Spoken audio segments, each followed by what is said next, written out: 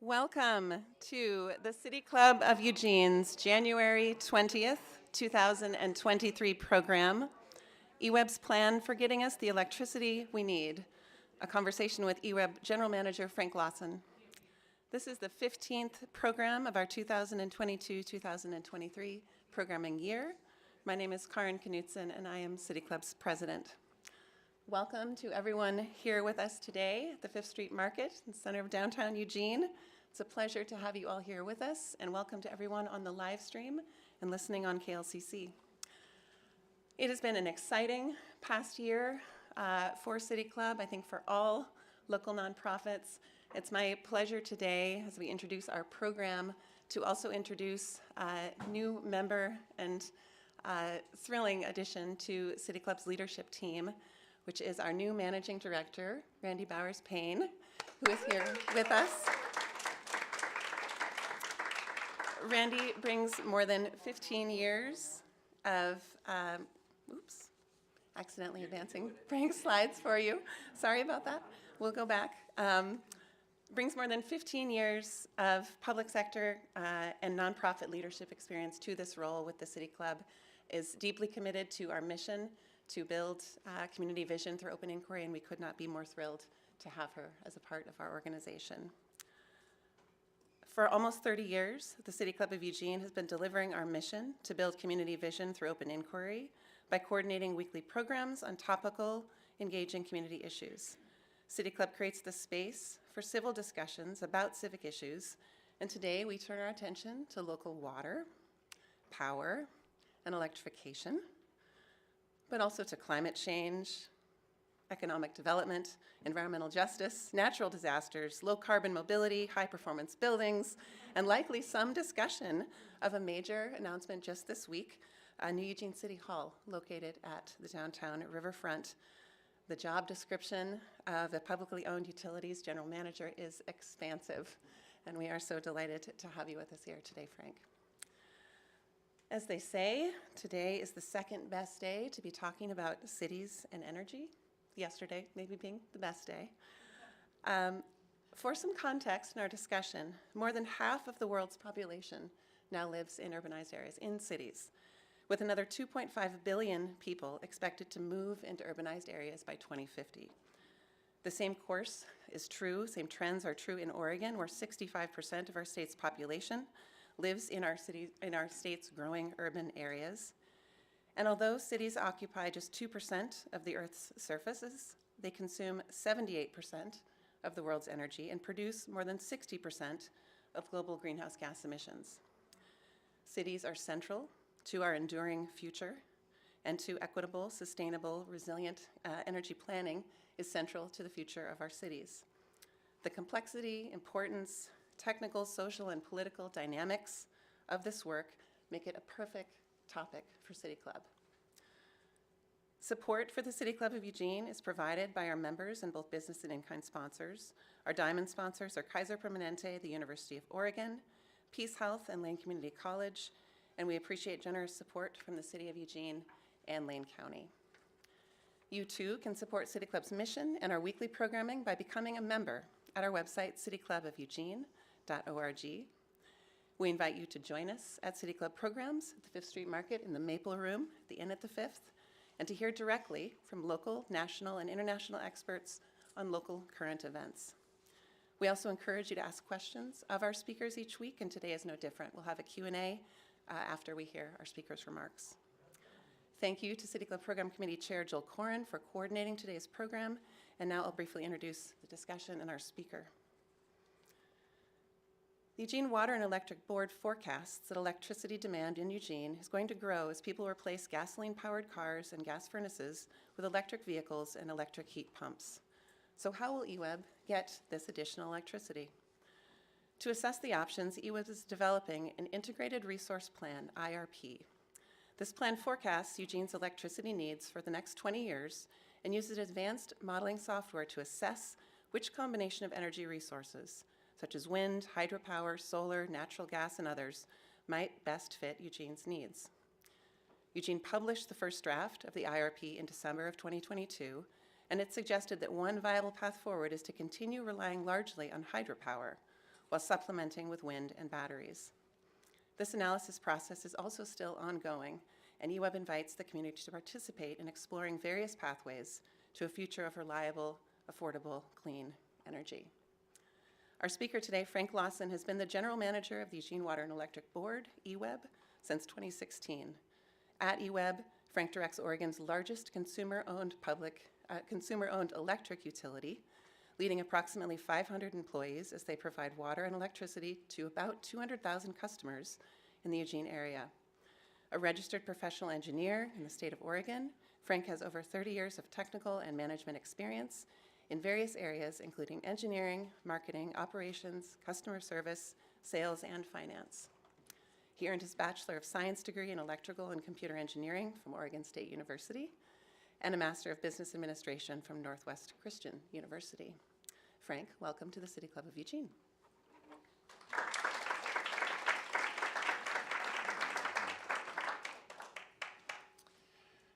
Well, thank you. It really is a pleasure to be back here. I appreciate the invitation from the City Club, especially Joel Corin and Karin. And also wanted to acknowledge the audience, both live broadcast or podcast as well as KLCC. And so I am not going to rely solely on graphics and slides, given that much of the audience will be listening as opposed to seeing. The one thing that I always like to remind us is that EWEB is a publicly owned utility. We are your utility. We've been in Eugene for over 100 years. We are chartered with managing assets on your behalf. Over $1 billion worth of assets. We're approaching about $1.3 billion worth of assets, and we are the stewards for you on those assets. And being part of a publicly owned utility, we also appreciate the fact that part of our oversight comes from publicly elected commissioners. I know there's at least one. Commissioner Schlossberg is here this afternoon, and I want to acknowledge the role that they play in the governance of the utility and the importance that they represent for you as part of the process. I wanted to talk a little bit this afternoon about the Integrated Resource Plan. Karin introduced the subject very well. I'll try to stay away from as many acronyms as possible. However, IRP does stand for Integrated Resource Plan. I'm going to walk you through a little bit about what that means, why we use it, the inputs that go into a plan, some of the initial results that we're calling a reference case, and then some of the next steps, and leave plenty of time for questions. So an integrated resource plan is a planning tool. It's an analysis process, and really what we're trying to do with this is to look at several variables. Consumption is one piece of that. It is changing dramatically when you think about electric vehicles, electrification. The dynamics on the consumption side is changing. Simultaneous to that, the resources we have available to generate electricity are varying as well. And so part of the role of an integrated resource plan is to look and analyze those things that are both varying, the consumption side, the generation side, and then lay on top of that the fact that we have regulatory environments that are changing as well. And so there's other dynamics, general economic, social things that are also varying. And the role of the integrated resource plan is to pull all those ingredients together and provide an analysis tool, a planning tool to be able to look and forecast into the future. There's really 6 pieces to the integrated planning process. The first one is to take a look at these areas, such as consumption and generation, and look at the forecasting for what the future might bring. It's a crystal ball exercise, and so we're looking at lots of different options for what the future might bring, and look at integrating those and doing some analysis. Our next part of that process is to maybe not look at the exact crystal ball, but look and say, what's a reasonable future, and create a reference case. The reference case is not necessarily the path that we take, but it provides a basis to then look at a lot of what-if exercises, look at the sensitivities. For example, we want to test the sensitivity around what happens if electrification goes faster or slower than we anticipate. What happens with fuel prices accelerating or decelerating? What happens if hydroelectric capacity because of climate change increases or decreases?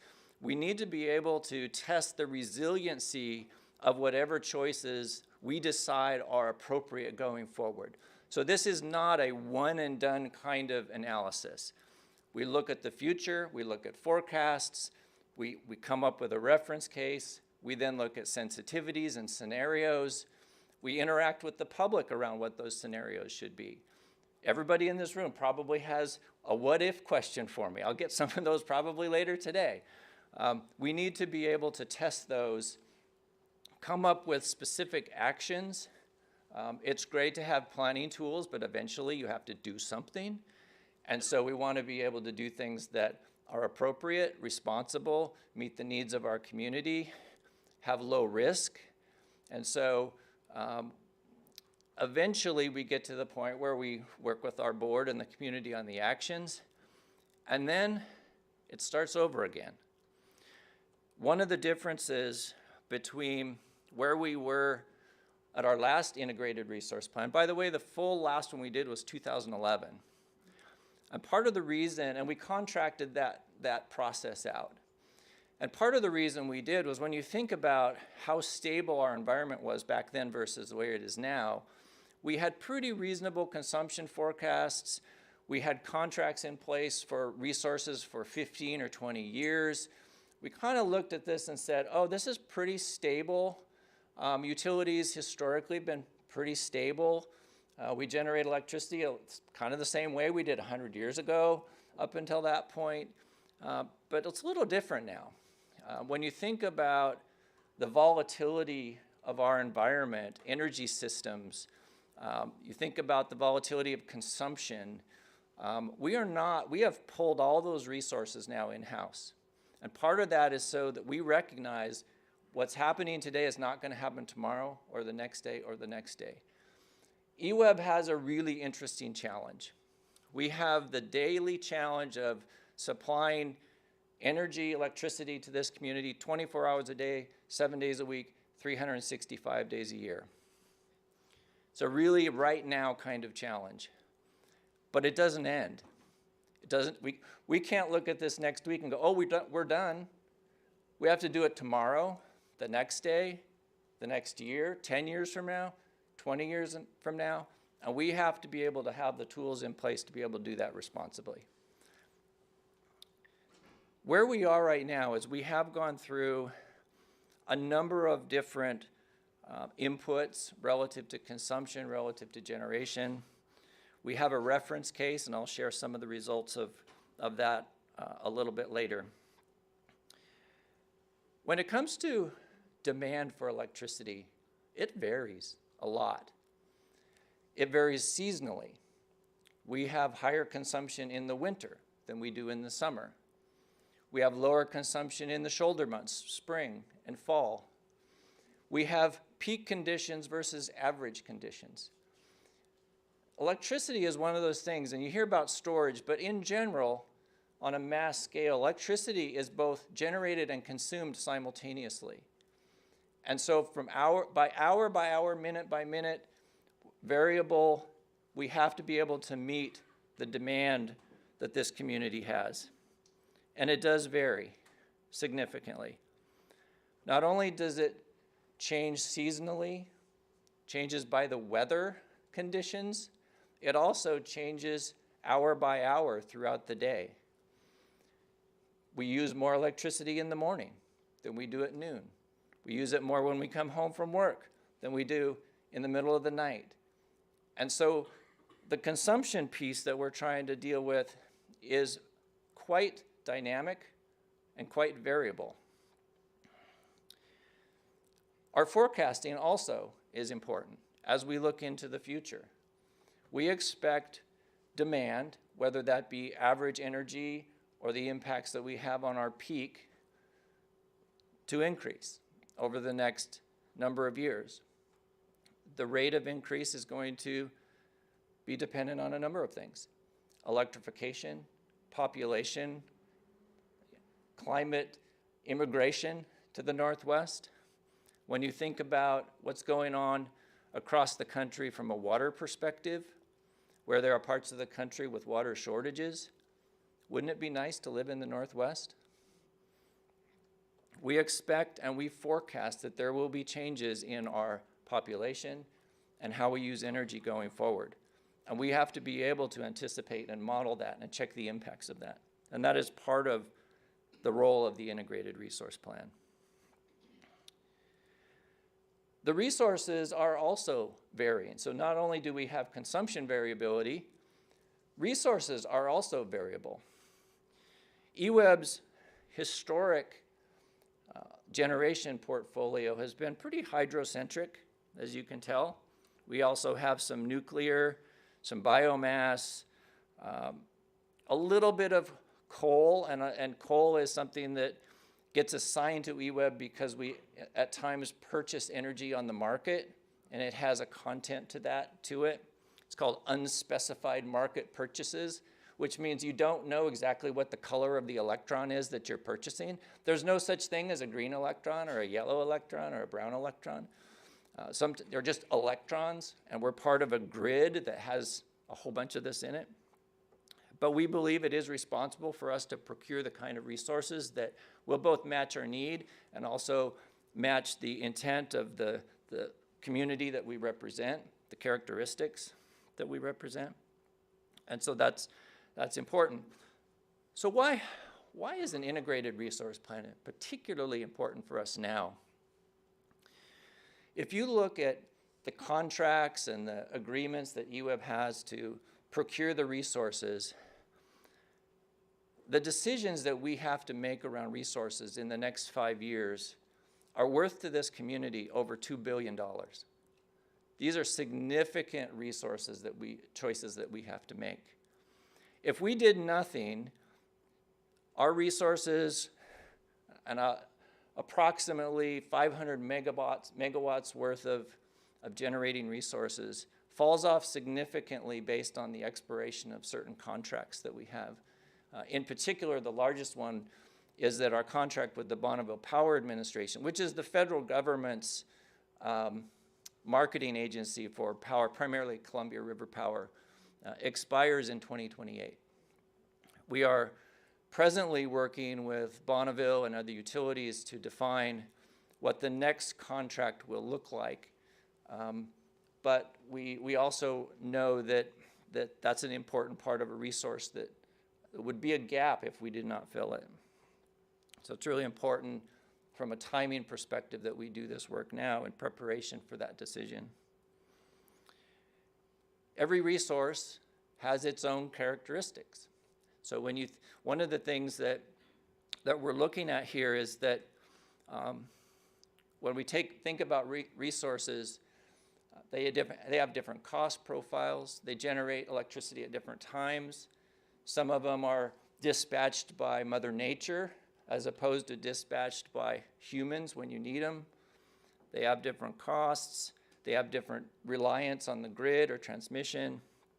And in our modeling, these are just a few examples that I'm showing the audience here live, but we've had to model hundreds of different types of resources. For example, there's a difference between Montana wind and Columbia Gorge wind or offshore wind. Solar in the Willamette Valley is probably different than solar in Bend. There are almost an infinity number of different combinations that we can look at, and we've put these into our model.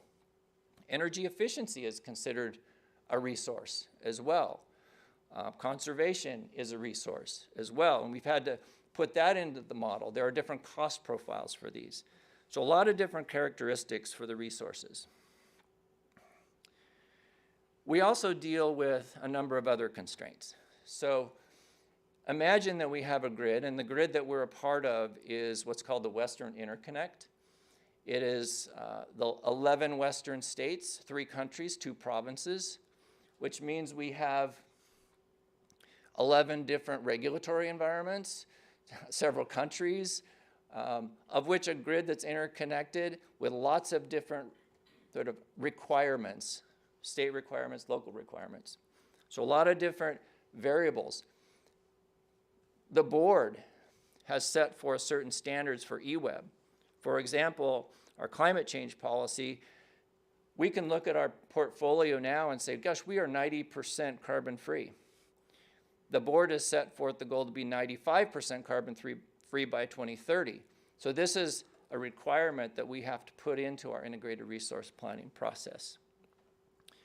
Some of the key assumptions that we've made around this, again, in reference to the base case, included that limit. We've included assumptions around electrification. We have included the fact that we think right now there's at least from a modeling perspective, transmission available. I'll talk a little bit more about sort of how power flows and why that's important. And we've modeled for right now the level of arrangement with Bonneville that is similar to our historical arrangement. That's going to change, and this will be one of the iterations that we need to look at. We've also assumed that we are still a winter peaking utility. And so what I mean by that is that, as I mentioned, things are variable. Our highest demand for electricity does come in the winter, not in the summer. We expect that to continue for some period of time, although we are seeing summer growth occur. It will likely, within the window of this plan, we will not become a summer peaking utility within the window of this plan, but we'll test that sensitivity as well. So what does the reference case tell us? We looked at consumption patterns, we looked at assumptions around generating resources, constraints, regulatory environments, and we put this into a big sausage maker with all these ingredients, and it spit out a result. This is the reference case result.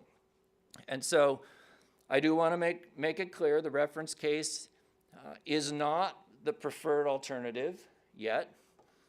It is the basis for which we can test other things, and I'll talk about that. It's a benchmark, if you will. We will use that then to look at some of the other things that we need to test. So what does it tell us? It told us, at least based on the present construct, that Bonneville is still a pretty good option for us going forward. It also told us that we are going to need to acquire additional resources as early as 2026. What are those resources? With all of the choices around consumption and options, and by the way, a credit to our analytical teams, this model has over 1 million variables. I asked them the other day, someone said to me, I'm a big problem, because I went to our analytical team and said, can you test this for me? And their response was, yeah, we can do it in a couple days. I thought they sort of meant that we had some other things to do and we'll get to it in a couple days. When they press the button, it takes 2 days to process.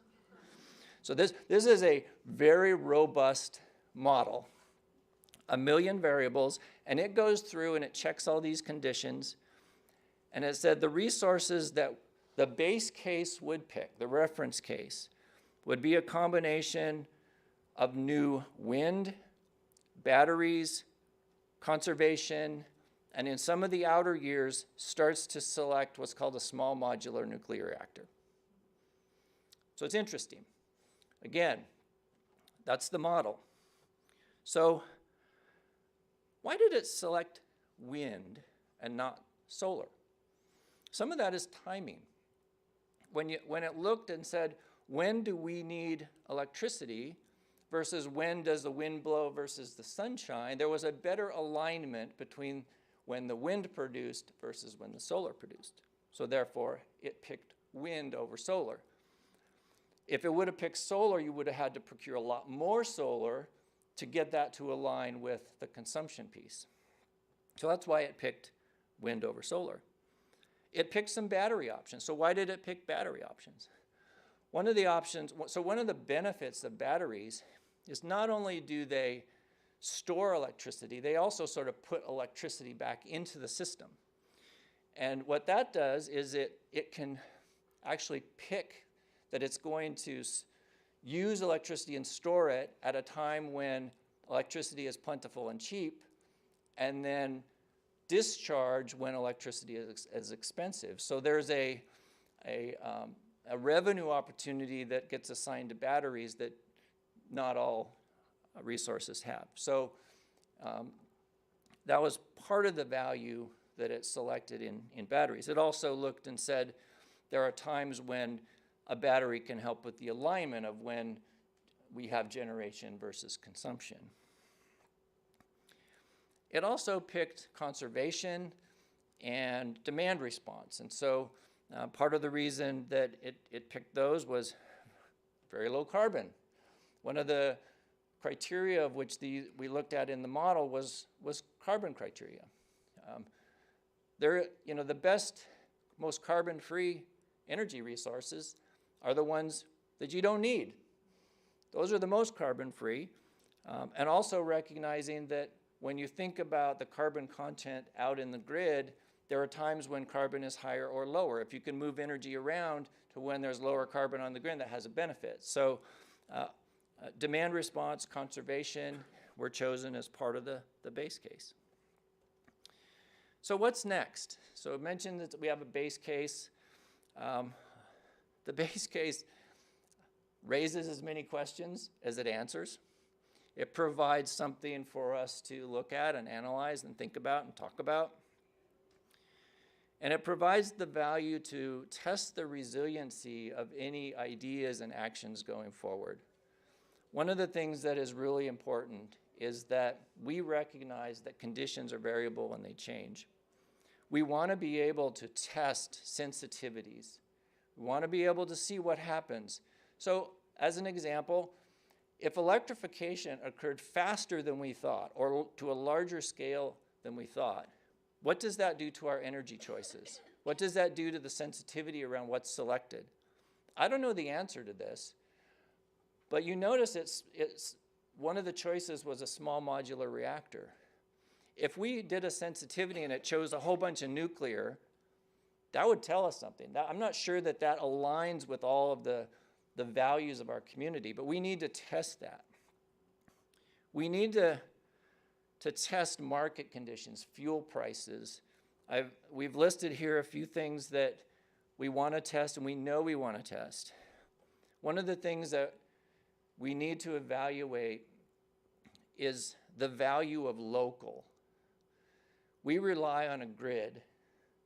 What happens if that grid becomes constrained, expensive, or both? The fact that what's the value of having a local resource versus a distant resource? We need to be able to evaluate how much we're relying on a system that in the future is likely to become more constrained. We need to understand the impact and the risk with that. We need to evaluate the impact of requirements such as planning reserve margin, which is something that utilities have to deal with because we recognize the fact that we don't consume energy on an average basis. We have to supply energy at peak. We can't just go, oh, well, the community is a little higher than we thought, so we're just going to turn your lights off for a few hours. Mindy Schlossberg would get a lot of phone calls if that were the case. So we have to look at how we interact with the grid. So we know that there's a number of sensitivities that we want to run, a number of scenarios that we want to run. We want to take a look and analyze what's the impact if our conditions change enough to where hydroelectric becomes constrained. Hydroelectric's an interesting one because there is no one singular type of hydroelectric. When you think about the Columbia River system, it's a great big battery if you want to think about water storage. It's also under a lot of pressure from fish and wildlife constraints and from changes in our climate as well. Snowpacks are changing significantly, and we need to be able to model the resiliency of the choices and the actions that we're going to take.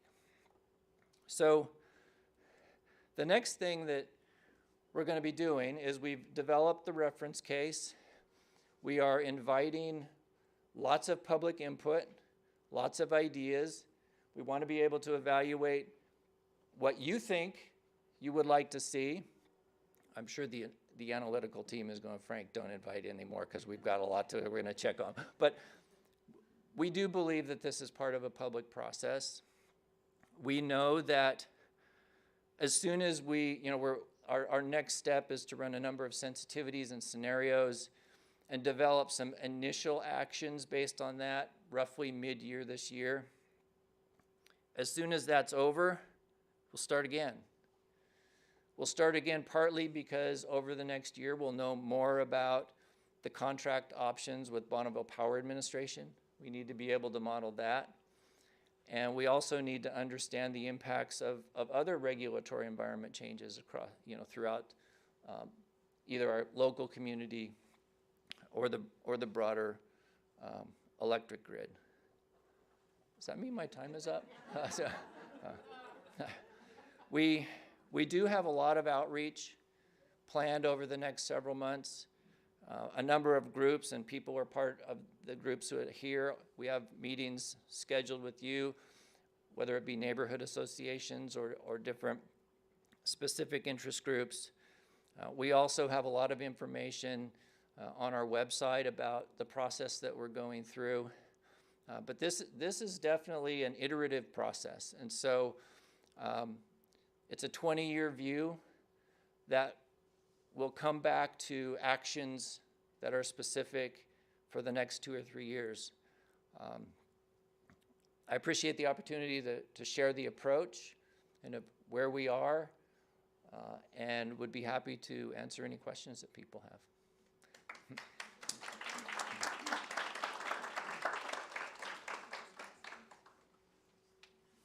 We will now take a 5-minute break to formulate those questions and be back with Eugene Water and Electric Board General Manager Frank Lawson. Thank you.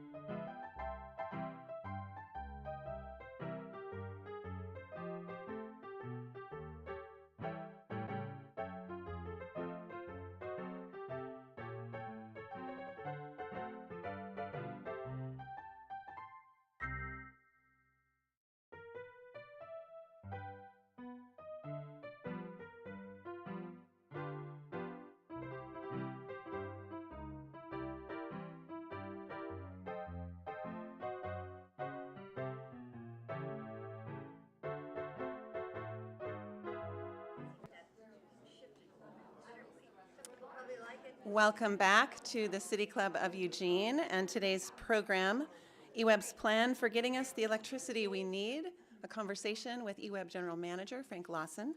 And now we'll move to our question and answer period.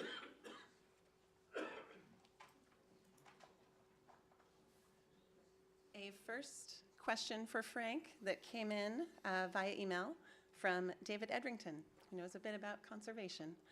This question: EWEB has identified conservation as one aspect of new energy production, but the report says very little about conservation efforts. If EWEB put serious resources into conservation for all types of buildings, the result could be larger than the report suggests. And if EWEB supported stronger building efficiency standards along with more rewards for conservation, the result would be even more substantial. Would you be willing to make conservation a stronger part of the IRP and devote more human and monetary resources to conservation? Well, thank you. A great question around conservation, and I want to make sure that I reference the fact that an IRP is a planning tool, and as part of the planning tool, we represented conservation at different cost levels. Part of how you look at conservation is you want to compare conservation from a resource perspective with other alternatives. There are times when conservation can become more expensive than acquiring a new resource, but we wanted to be able to test the logic of those comparisons and contrasts. I think historically, EWEB has been a leader throughout the Northwest in our energy efficiency and conservation programs. I suspect those will continue to be a big part of how we approach the future. I think you'll see some evolution of it, though. And part of the evolution that I see coming is not just looking at how many kilowatt hours people can save, but when they can save them. So time-based conservation is something that we'll have to develop and incorporate into our action plans. The action plans will also likely include an assessment of our building stock, our building opportunities. The model represented conservation in general at different levels, but one of the results of the process will be to develop specific actions. And I would anticipate that one of those actions would be a deeper dive into the building stock and opportunities within the community around conservation and what that looks like. I recognize you. Katie Piercy, City Club member. My question is, every day now it seems like we hear about some new attacks on the power grid across the country. And I wonder how EWEB is responding to that and how you're looking out into the future of that, because it just seems like there's these little penetrations all over the place right now that are very dangerous for the stability of our power in this country. Well, thank you for the question. It reminds me of all the things that keep me up at night. I would say that one of the things that we recognize as a utility who supplies essential services is that we have to be able to do that in the most resilient way we can. We recognize that there are all kinds of threats to our electricity and our water. We did not think a pandemic was going to be the first thing that we had to address, for example. But we also recognize that we don't know exactly what the next threat is. There have been attacks on substations, I'll say physical attacks on infrastructure. We have a lot of plans in place to mitigate for that, to prevent that, develop resiliency and redundancy within our systems. But we also know that in some cases it's a race. Physical, cyber, chemical spills, pandemics. We have to be able to provide a continuity, earthquakes, ice storms. I could keep going. The power grid to me seems like a new one in our... It's not a new one. Actually, EWEB has had attacks on infrastructure, including physical attacks, bullet holes, for example, copper theft, a number of things that have occurred over the years. What's new is it seems to be the organization of it and the intent of it, which is something that we are looking to mitigate further. But in the grand scheme of it, we have to be ready for all of those threats. And so part of EWEB's priority has been part of our strategy is resiliency. It's very important, both water and electric. And I think that it's something that the best approach to resiliency is to develop flexibility and redundancy. So we are actually very lucky that we have a lot of redundancy built into our electric system. I would like to say that that was super intentional. The reality of it is that Eugene was one of the fastest growing cities in America in the 1960s and 70s, and EWEB built out a lot of infrastructure to support that. And as growth changed in the community, we had the infrastructure with a lot of redundancy built into it. So it's definitely part of our daily thinking and our planning process and our security team, our cyber teams, as part of the continuity of service. So we will continue to be vigilant at that and respond accordingly and plan accordingly. Hi, I'm Andrew Kallick, President-elect of City Club. My question is about SMR nuclear. On your slide, it sort of popped up in the early 2040s. And I'm wondering if there's anything that EWEB and similarly situated suppliers can do to stimulate demand for that. That seems like a long way off, and I know that it's very important, especially to Oregon companies like NewScale and others working in that space. Thanks. Yeah, thank you. So our model selected small modular reactors, especially in the outer years, because of a couple of attributes. One, the cost profile, and the other, the carbon profile. We do know of a number of activities associated with small modular reactors. I will make a point that this is not Fukushima nuclear or 3 Mile Island nuclear. This is a lot different form of it, a lot safer form of it. There are a number of projects that are occurring across the West, including in Idaho and potentially in Washington with other utilities.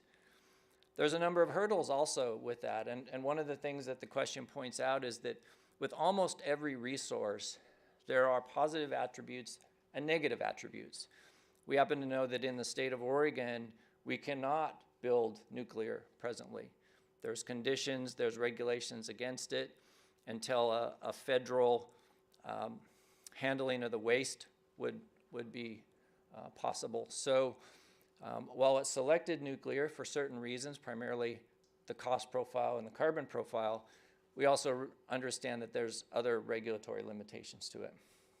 We partner with a lot of utilities across the Northwest. We're very involved in evaluating and keeping track of the projects associated with SMRs and how they are approaching the regulatory process and other things.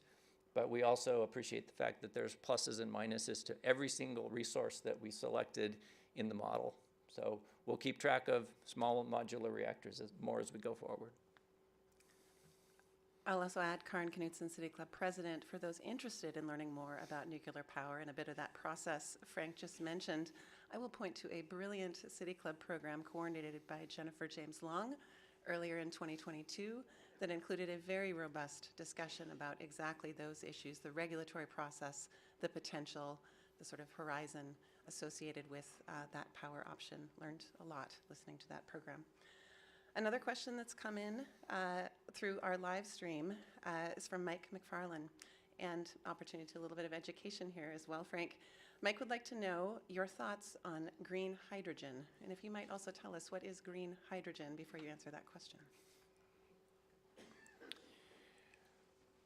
Well, I think everybody remembers the Hindenburg story. So what I would point out about hydrogen is hydrogen is a very potent fuel in essence, has a lot of energy content to it.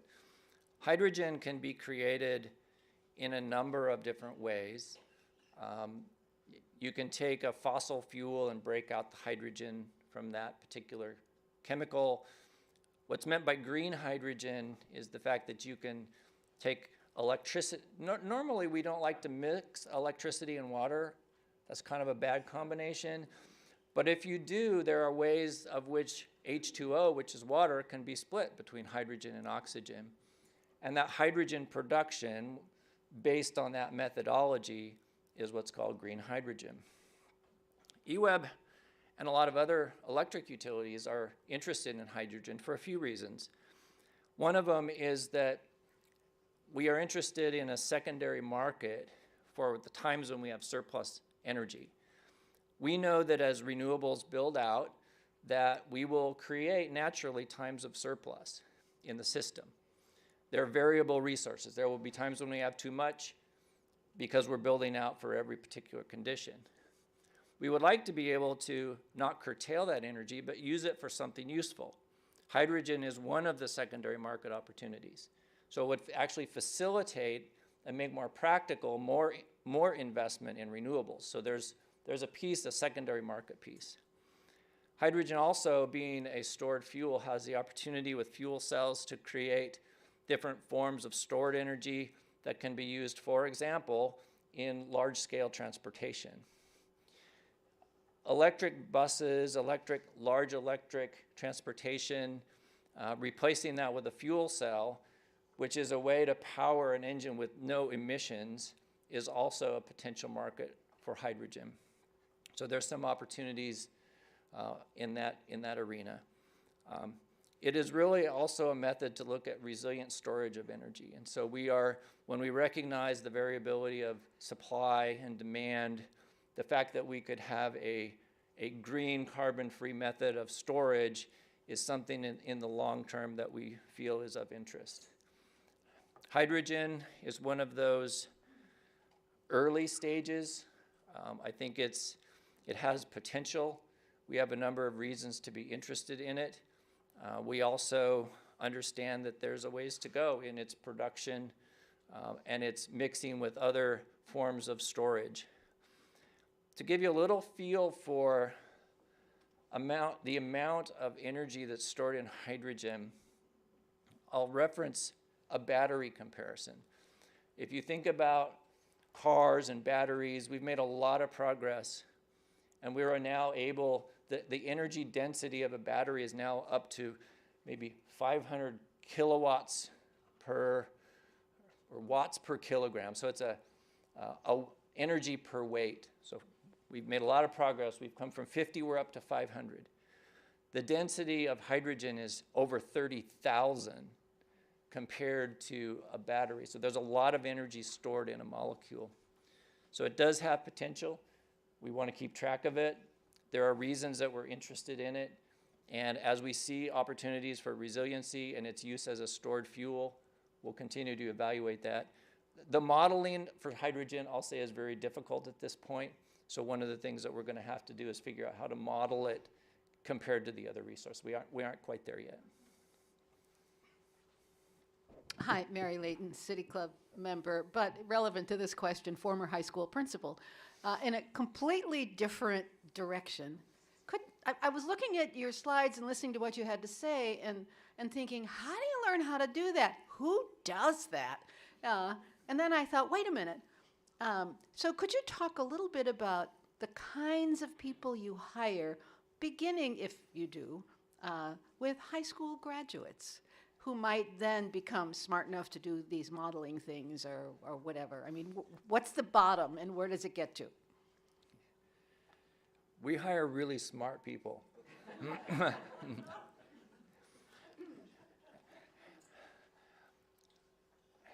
There are a lot of problems in the world to solve. And it takes all kinds of people to be able to solve those problems.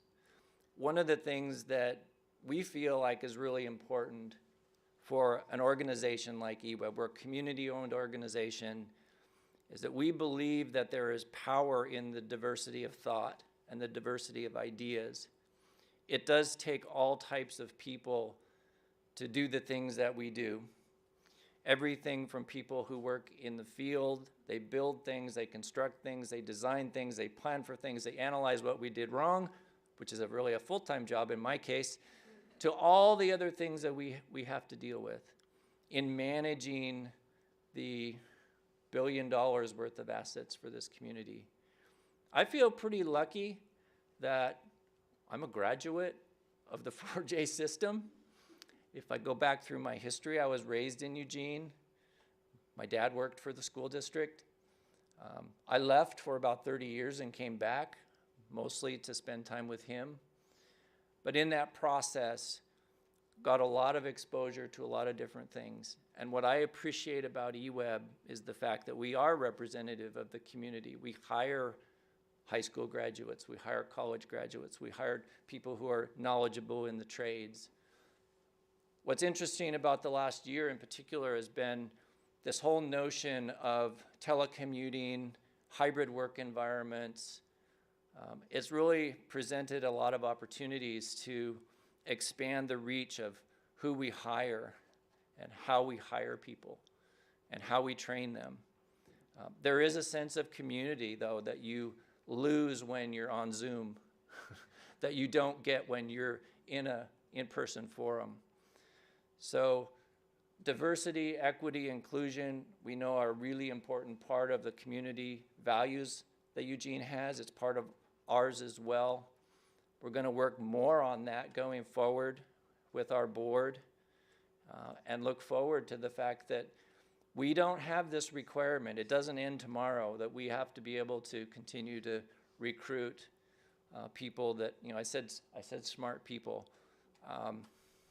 EWEB is a group of people, and we represent people. And what makes the organization good are the people who work there and the people we represent. A question that follows that theme in some ways has come in through the live stream from Thomas Hira. And Thomas would like to know, is the quality of service and the durability of power access just as robust for EWEB's lowest income customers as it is for its highest income customers? In uncertain times, how is equal opportunity affirmed? Yeah, it's really a great question. Some of those are naturally occurring in just the systems that we have. There is no way to decide whether a particular meter or connection is attached to any particular individual, whether that be by race, religion, income. There is a certain socialization of what we do in the system. We also try to recognize that we do have a diverse community. We have a community that cares a lot about different aspects of people's lives. We recognize that, for example, 50% of our population is renters in this community. So we've designed programs to be able to offer different people of different backgrounds and different socioeconomic situations access and continued access to something as important as electricity and water. We have to also balance that with the fact that when someone asks EWEB to do something or EWEB to pay for something, they're not asking me, they're asking their neighbors. Because when we look at something and something happens with one individual, it's the others that are impacted. And so the equity of the decisions we make are really important. And so some of it is sort of built in, some of it's intentional. What's nice about being a community-owned utility is that we have a board who cares about the same things that the community does. They provide a lot of guidance around that. And we recognize that we are not here as an organization to pay for shareholders based on the New York Stock Exchange. We are basically here to represent the people of this community, all of them. So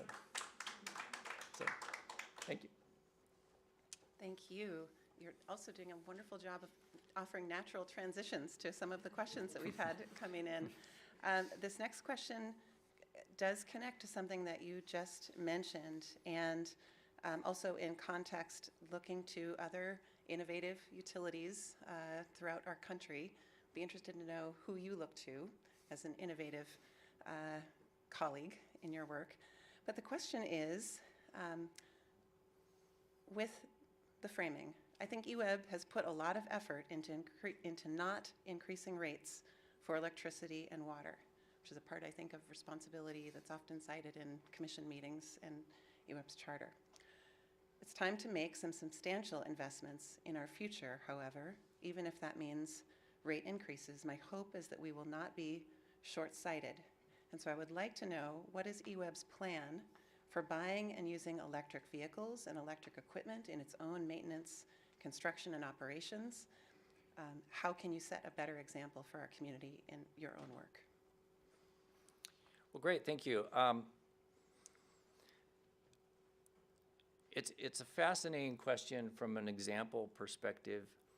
EWEB is actually viewed across much of the West as a very innovative and forward-thinking utility. We're not the only ones. I have a number of colleagues that I connect with on a regular basis, whether that be Sacramento Municipal Utility District, Seattle. We're a little Seattle in some ways, so I know the general managers around these areas pretty well. I also realized the other day that I'm one of the more senior managers now, which seems a little odd to me. People call me instead of me calling them, which is very uncomfortable. I think the example, so the question around rates, I believe that EWEB lives in what I call the land of and. Our values include we have to be safe and reliable and affordable and environmental and community-minded. We don't get an or in there. So rates are important, but so is the balance of making those investments that allow us to continue to be safe, reliable, affordable, et cetera, going forward. When we got with our board last year, when it came to investments, the board agreed in principle that we needed to be able to keep rates within a reasonable level associated with inflation. Now, not to say that inflation in the last year is something that we're going to be tied to, but we also recognize the importance of being able to make investments that continue the good products and services that we have now. From a setting example perspective, we have a goal in our operations to reduce our carbon impact based on a 2010 comparison by 50% by 2030. We already have a fleet of electric vehicles. We'll expect that to continue as we make investments going forward. It was a 25% reduction by 2020. We achieved that. We're not done. So the operational impacts of our climate change policy is one of the pillars. So I think it's a great point. We need to set the example, and we're in process of doing that. Jerry Smith, City Club member. We have an all-electric home for heat and water, and we have a plug-in hybrid. We've got about 10 panels. We've got a whole lot more roof. Would it make any sense to add more panels, both to you and for us? I'm assuming you mean solar panels. Yes. So one of the things that's interesting about solar and the comment that I made about what's good for your neighbors, and we as a utility have to look at the value of solar relative to what it means for us as a utility and the community at large. We do have incentives that allow individuals to make investments based on their own values, such as yourself. But we also have to recognize and put that in the context of what we're doing now around the IRP and whether there is additional investment and opportunities with solar going forward. I suspect we're going to test that quite a bit over the next 6 months or so. Again, relative to things like the localness of what you're talking about, how much does that help make us resilient to issues within the system? And that may end up in a situation where we offer a greater degree of incentive, or it might not. That's what the information is going to tell us. But as a utility, we look at this as a benefit to you we also have to look at this as a benefit to all our neighbors and us as a whole. The last 15 or 20 years, EWEB has had, in general, a surplus of electricity. Like I said, now, going forward, that looks like it's going to change, and we have to be able to have the humility and be able to look at that a little differently going forward. So our historical answer might not be the same going forward, but that'll be part of our analysis. That is all the time that we have for questions today, I'm Frank. surprised Thank nobody you. asked about riverfront property, but I'm going to leave while I can.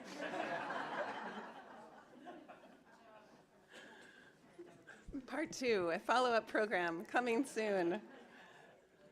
We will certainly return to all of these themes and questions in the future. This has been our January 20th, 2023 conversation at the City Club of Eugene, EWEB's plan for getting us the electricity we need. And thank you, Frank Lawson, EWEB GM, for being with us today. Before we thank Frank one last time and say goodbye to you all for the week, I would like to recognize City Club's Diamond sponsors. Kaiser Permanente exists to provide high-quality, affordable healthcare services and to improve the health of our members and the communities that we serve. You can learn more information at www.kp.org. The University of Oregon has helped Oregonians to question critically, think logically, reason effectively, communicate clearly, act creatively, and live ethically since 1876. And you can find more information at uoregon.edu. Peace Health has been proud to serve Eugene, Lane County, and beyond as your hometown healthcare partner for more than 80 years. The Peace Health mission is to keep you and your family healthy, and you can learn more at peacehealth.org. And Lane Community College transforms lives through learning. LCC provides comprehensive, accessible, high-quality educational opportunities that promote student success. For more information, visit lanecc.edu. And thank you to the City of Eugene and Lane County for their support. Thank you also to today's Sapphire sponsor, AARP Oregon. AARP is dedicated to empowering people aged 50 plus and keeping Oregonians informed, engaged, and active. And you can learn more at states.aarp.org/Oregon. Thank you also to today's gold sponsors, Network Charter School and Homes for Good Housing Agency, as well as to our in-kind sponsors, KRVM 91.9 Radio, PAC Info and Simplified Computing, LLC, and Dotson's Photography. Finally, a special thank you to our award-winning public radio station, KLCC FM 89.7, for airing City Club programs on Mondays at 7 p.m. You can find all recent City Club programs archived at KLCC, as well as on the City Club of Eugene YouTube channel and as podcasts. Next week, on January 27th, join us for Downtown, an update on development. We are going to bring in that City Hall conversation for sure. Thank you, Frank. This topic flows quite seamlessly from our discussion today. How are we doing in our efforts to create a city and a downtown that reflect our pride of place and aspirations? We'll talk with some people who have followed that work for a long time and have a robust discussion with you all. The following week, on February 3rd, we turn our attention to 75 million millennials, the largest generation in American history and one that has been called the demographic bridge to America's more diverse future. Of those 75 million, we are delighted to welcome 3 women who will capably represent the masses, 2 recently elected city councilors in Eugene and Corvallis, and a dynamic local professional. It does not matter what year you were born in. This is going to be a great discussion, and we hope that you will join us.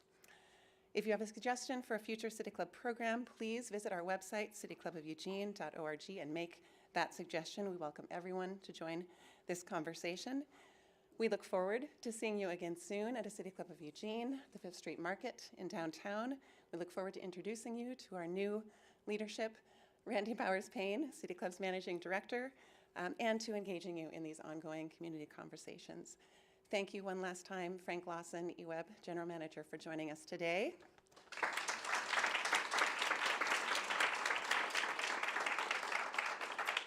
And thank you all for being here. We will look forward to seeing you again and talking